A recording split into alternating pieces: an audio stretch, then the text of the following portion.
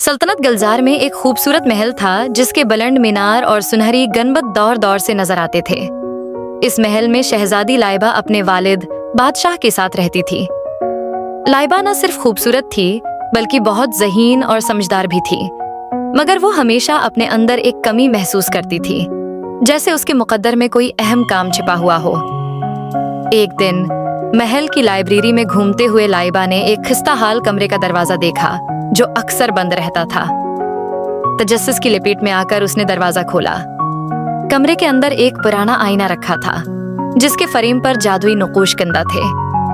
जैसे ही लाइबा ने आईना देखा, उसे लगा कि आईना उसे सिर्फ उसकी इक्कासी नहीं दिखा रहा बल्कि उसके मुस्तकबल के कुछ लम्हे भी मंजर आम पर ला रहा है। आईना लाइबा से बोला, अगर तुम दिल के साथ देखो तो तुम अपने मुल्क के खतरात और खुशियां दोनों देख सकोगी।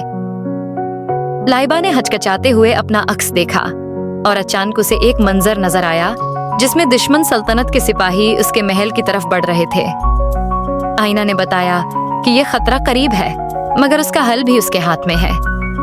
लाइबा ने फौरन अपने वालिद को खबरदार किया, लेकिन बादशाह ने उसे संजीदगी से नहीं लिया। लाइबा ने फैसला किया कि वो खुद ही सल्तनत की हिफाजत करेगी। आईना उसकी रहनुमाई कर रहा था और हर दिन वो आईना देखकर मुख्तलिफ अमकानात और खतरात की तैयारी करती रही। चंद दिन बाद दुश्मन की फौज महल के करीब पहुंच गई। लाइबा ने आईना की हिदायत पर महल के खुफिया रास्ते और जादुई साज और सामान इस्तेमाल किया।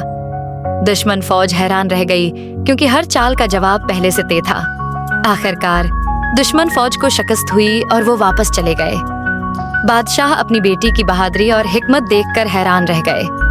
लाइबा ने न सिर्फ सल्तनत को बचाया बल्कि ये भी सीखा कि बाज़ औक़ात ताकत सिर्फ जिस्मानी नहीं बल्कि अक्ल और दानिश से भी आती है। आखिर में लाइबा ने आईना वापस कमरे में रखा, मगर अब वो जान चुकी थी कि आईना सिर्फ एक आईना नहीं बल्कि उसकी रहनुमाई करने वाला एक दोस्त भी है। इस दिन के बाद वो न सिर्फ अपने महल की हिफाजत करती बल्कि अपनी सल्तनत की खिदमत भी बड़े हौसले और हिकमत के साथ करती रही।